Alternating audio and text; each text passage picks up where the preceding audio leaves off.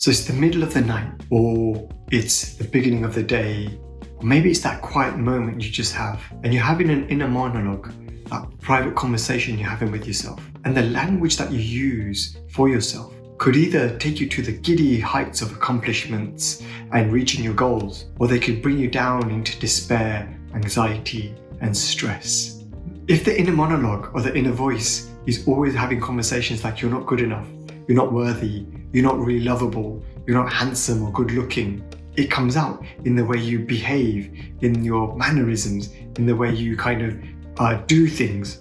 Think about it, you're in the middle of an interview and you're telling yourself, I'm not going to get this job, I'm not going to get this job, it's not possible to get this job. Do you think you're going to present yourself in the best possible way?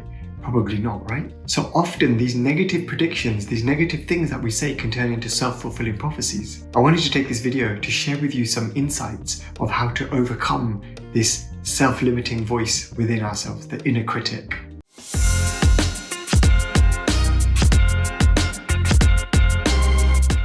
Hello and welcome to my channel.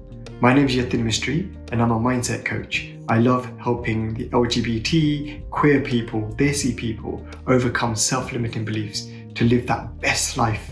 The thoughts that we have within ourselves can influence in a big way the way we behave and can end up being self-fulfilling prophecies in many ways. It can end up being very destructive if it's a very negative voice, or it can actually help us with achieving goals and living the best versions of ourselves. Telling yourselves things like you'll never be successful, you'll never be good enough can be very self-detrimental, because as we do more of that, we look for opportunities around us to actually embellish that view. So we look for proof in other things. So your thoughts greatly influence how you see yourself. If you're constantly using negative words or using language that's very self-deprecating, I'm not good enough, I'm not worthy, how can I be as good as them or as good as the other people, then what you will end up finding is you'll end up suffering more from anxiety and depression and doubt, because the voice of the inner critic ends up being so strong and overwhelming. So that inner critic in essence ends up being that voice that is so harmful to us. It ends up sabotaging us. It ends up actually making the dreams that are possible crumble in front of our very eyes just because of the way we're speaking to ourselves. So the inner critic is just another part of the mind that's always going on, that inner dialogue that's always there. You can imagine if you're doing a math sum in your head, that's part of the voice that's going on inside of your head. If you're making certain decisions, if you're solving problems, that's just the voice inside of your head. But the inner critic, that's the part that always ends up being very self-deprecating, always ends up being very negative. Now, sometimes you need an element of that, but when it becomes overpowering, that's when it can end up being very sabotaging. To understand the fact that we have the inner critic, we have to become aware of the fact that it's there. And sometimes we don't even, initially we may not even realize that we're doing it. However, whenever you find you're being negative to yourself, any sort of thing, just use this as an example, right? Is what you're saying something that you'd be prepared to use for your best friend? The type of language that you're using? And if not, more than likely that's probably the inner critic speaking, when it's things around, how you look or how you feel or how worthy you are or how loved you are, etc. If you use that, then it'll be a bit of a trigger for you to recognize, this is probably the inner critic speaking right now.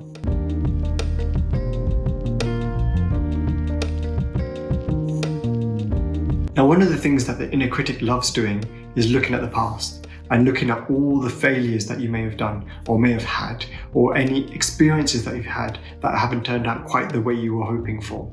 And that's where the inner critic really does well, because what the inner critic will do is look at all the past experiences and be like, well, you've never been able to run a 5-kilometer run before. How are you ever going to do it now? You've never been able to get a good job before. How are you going to get it now? You've never been able to find a partner before. How are you going to get it now? Now, past performance doesn't necessarily mean how the future's going to turn out. No one can predict the lottery numbers, right? If everyone could, we'd be billionaires or millionaires. No one can predict the lottery numbers. So technically speaking, no one can predict the future. So just because you've had past failures doesn't necessarily mean you're going to have you're not going to have failures in the future necessarily. But that's the inner critic that is always basically saying, well, you failed there and you failed there and you failed there, so you're going to fail here. So just be mindful when you're looking at the past, you don't have to look at it in negative ways. You can look at it from other ways. You can look at it from a more neutral perspective as well. So one thing that is important is to make sure that you're dwelling in reality rather than in emotions, right? So you're dwelling in facts rather than emotions. So for example, in a job interview, you've just completed the job interview and you come out and you're just like, I'm never going to get this job. But if you look at the facts, you might have answered 2 or 3 questions incorrectly, and you might have answered 7 or 8 questions correctly. But your mind will automatically jump to the negative ones because that's the inner critic at work. And you will then feel even worse about yourself. Whereas the fact is, you answered 5 questions correctly, 3 questions incorrectly.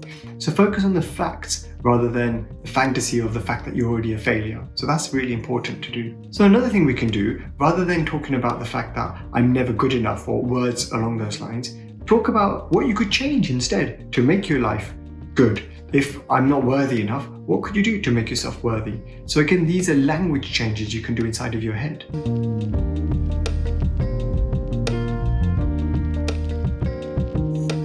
So one of the jobs of the inner critic is to actually push you and keep you going. If we didn't have the inner critic, we'd just all think we're perfect, which we all know is not necessarily true. So the idea of the inner critic is to kind of push us a little bit. If you've done a job, it's just like, oh, I could do that a little bit better next time. That's fantastic. That's actually very constructive. However, if it's like, I can never do anything good ever, that's where the inner critic is overtaken. So it's fine for the inner critic. We don't want to kill the inner critic. We don't want that voice to ever go away because you need elements of it. It's just not allowing it to overpower everything. So what you can do is balance the inner critic with self-love statements of self-compassion. So instead of saying, I'm never going to be good at this, say, I'm going to improve next time. However, in the past, I've done these things which are good. So be more loving to oneself. Now, we sometimes feel that if we're too loving to ourselves, that might be arrogance or pridefulness, where it's not. That pridefulness is where you are better than other people incorrectly, whereas self-love and self-compassion is just saying, I am good. I love myself. I am good at what I do. That's a very different feel.